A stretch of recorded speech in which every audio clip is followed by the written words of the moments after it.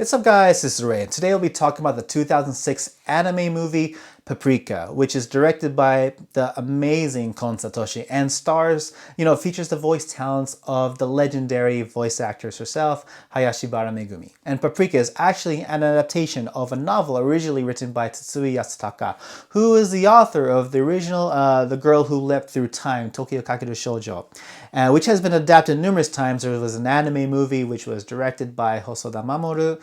There was a live action before that, and there was another live action starring Nakarisa. But I remember watching Paprika in the theaters before I came to Japan. It actually had a limited US release, and I was able to catch it there, and I was able to catch it again on Netflix because I just noticed it was there. So yeah, that's why we're talking about it today. But before we dive into this review, if you guys are new to Eiga-Man Ray, I upload reviews and discussions of Japanese movies every chance that I get. So if you're new to the channel and you dig the content, feel free to check out other videos featured here to support the channel and also subscribe. So let's dive into this review. So the story of Paprika takes place in the future where technology exists to enter people's dreams, and this technology is called the DC Mini.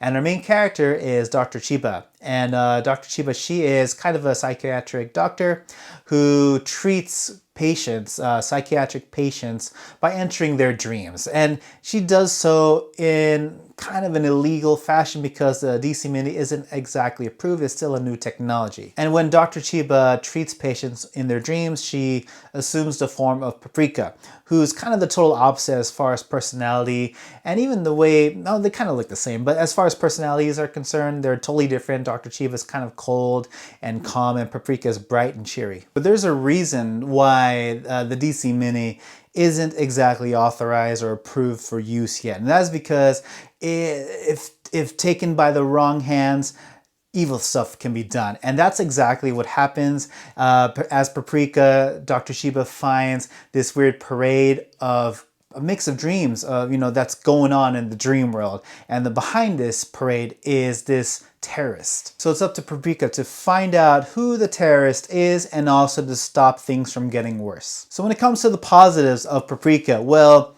everything. I think everything by Kon Satoshi is amazing, entertaining to watch. Start with the animation quality. The animation, I think, first of all, my favorite Kon Satoshi movie is probably Millennium Actress. But I would say there is no Kon Satoshi movie that is bad. Everything looks beautiful, animation quality, and even the artwork itself, the art style, everything about it is just so iconic. And something that I enjoyed about Paprika is something that I enjoyed about Millennium Actress, or rather, it reminded me a lot of Millennium Actress in that there are many scenes in which Paprika kind of changes costumes, or even like because she's bouncing between dreams, they almost treat it like different movie worlds, if you will, and even different movie genres. So sometimes she'll be in a situation that looks like a spy movie, and sometimes she'll be in a situation that looks like a fantasy movie. She just bounces off of different genres, and that's something that they played around with a lot with Millennium Actress, to the point where it was almost dreamlike. And Paprika is also very dreamlike, and that's because she's bouncing between dreams, so it just makes sense to me. And the way everything transitions between each scene is seamless, it's gorgeous. And I think when comparing to Millennium Actress, a lot of scenes seem surreal in different ways. I think Millennium Actress had its own way of portraying surreal elements, and Paprika does it the same way, and that's because it's literally bouncing between dreams. But at the same time, with Paprika, there's a lot more action involved. It's about this heroine who actually goes into different dreams to to treat patients, but at the same time trying to fight off against a bad guy of sorts. In Millennium Actress, there wasn't really that kind of stuff happening, but here you have a legit good guy versus bad guy, so there's a lot of action involved, and I think that's what sets it differently. That's what sets it apart from Millennium Actress. And of course you have Hayashibara Megumi doing the voice acting of Paprika and also Dr. Chiba. And she is, I don't watch much anime nowadays, but when I did, she was definitely one of the biggest names around. I remember watching a lot of anime back in the days where she was one of the leads, if not the lead. There was like Slayers, Ranma 1/2. But yes, she delivered an amazing performance as well, and you could really distinguish the two identities of Dr. Chiba and Paprika. And so it was fun when you eventually see them kind of performing side by side. Without going into any spoilers, there are some scenes in which the two personalities interact with each other, kind of similar to how they did in Perfect Blue. You know, in Perfect Blue, you had the female lead's dark side interacting with her, I guess, light side. In here, you had a few scenes with Paprika interacting with Dr. Chiba, and see the contrasting personalities. I thought it was fun. You know, I might be referencing, you know, Kon Satoshi's other movies, but there, you know, even there's references to his own movies in this movie. There is a scene in which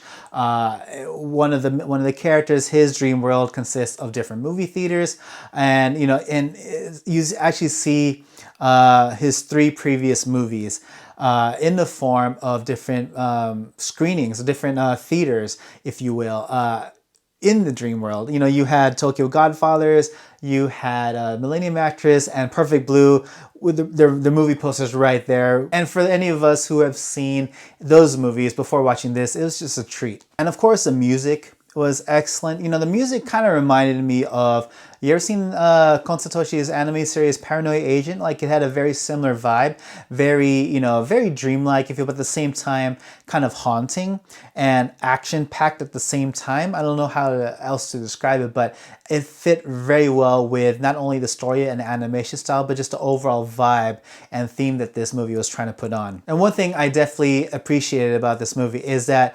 things definitely got increasingly crazier and crazier, like things just scaled up by the end, and it just became a whole lot of chaos and a whole lot of mess. I think if anything, there's probably, you know, there have been movies which with similar climaxes that have gotten crazier, but I think with this movie, like in Paprika, I thought it was appropriate. It was still a lot of fun, and there was still a lot of madness going on. But when it comes to the negatives of Paprika, I really only have one, is I thought that the bad guys, kind of his mission, his intention was kind of convoluted, if you will. Like, it didn't really make any sense, and at the same time, you really didn't care for it. I think for myself, I've had more focus on Paprika, the different imagery, the visuals of the dream worlds that she was bouncing back and forth to. And overall, I mean, I think the bad guy himself even was kind of forgettable. Like, you know, his mission and himself, like, I didn't think he was that much. I don't know. Of course he was important to the story, but I felt as a villain, he wasn't strong enough compared to the rest of the story and everything else that was happening. But regardless, overall, what I have to say about Paprika, it's definitely a fun movie to watch. It's not my favorite Kon Satoshi movie. As I said earlier, that title goes to Millennium Actress, but this has many elements that I really love of his movies in it, and this is by no means a weak movie at all. This is still an amazing movie to watch, and I think if you have the chance, check it out. If you like movies which like to play with the imagery on screen and trying to deceive you into what's happening, just pulling strings here and there, then this movie does a lot of it and does it in very fun and effective ways. Anyways, yes, those are my thoughts on Paprika. What do you guys think? Please let me know in the comment section below. Also, let me know what is your favorite Kon Satoshi movie. I believe there's only 4 of them. He made 4 before he sadly passed away, but still, out of the 4 that he made, let me know what is your guys' favorites. And of course, don't forget to leave a like, share, and subscribe. Follow me on all the social media channels. And if you really dig the content, feel free to hit that notification bell so you can get notified every time I upload a new video, and also check out my Patreon page, which you can find in the description area below. And yeah, that's about it for me, guys. And as always, everyone, thank you so much for watching. Thank you so much to all my patrons for supporting this channel and anything and everything that I do. And I'll catch you all again in the next video. Take it easy.